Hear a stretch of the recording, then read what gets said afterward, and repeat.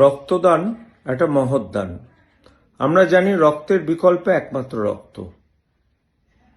তা এই মুহূর্তে আমি যার কথা বলতে চাইছি, যাদের কথা, তারা হচ্ছে coffee house social service association.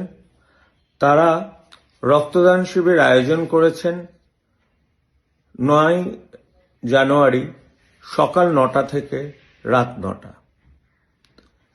এই ঐতিহাসিক রক্তদান শিবির 26তম বার্ষিকীতে হচ্ছে বিশিষ্ট গণসঙ্গীত শিল্পী প্রয়াত প্রতুল মুখোপাধ্যায়কে স্মরণে রেখে।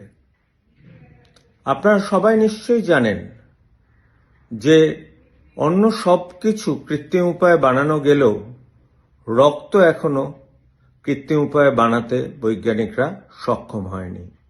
আর আপনার একটি রক্ত 4 জনকে হেল্প করতে পারে, কাউকে আরবিসি কনসেন্ট্রেট দিয়ে, কাউকে প্লাজমা দিয়ে, কাউকে আবার প্লেটলেট দিয়ে, আর কাউকে আবার রক্ত যাতে ক্লট বাঁধে সেই জিনিসগুলো দিয়ে। আর সবচেয়ে বড় কথা আমি মনে করি, রক্ত একবার শরীর থেকে যদি বেরিয়ে যায়, সে রক্ত তার ধর্ম এবং তার জাত হারায়। সুতরাং কোনো হিন্দুর যদি রক্ত মুসলিমের গায়ে দেওয়া হয়, কারোর কোনো দিকে আপত্তি থাকে না।